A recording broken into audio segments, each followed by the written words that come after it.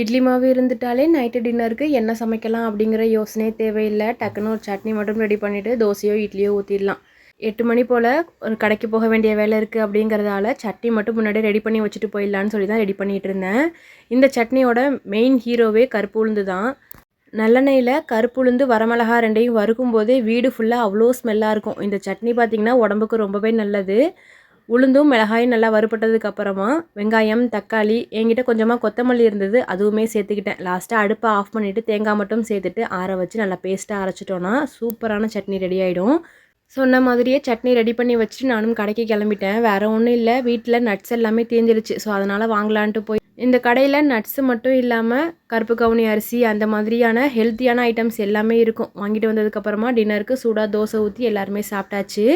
Video பிடிச்சிருந்துச்சின்னா like பண்ணி subscribe பண்ணுங்கள். அடுத்த ஒரு ஷார்ட்ஸில் பார்க்கலாம். பாய்.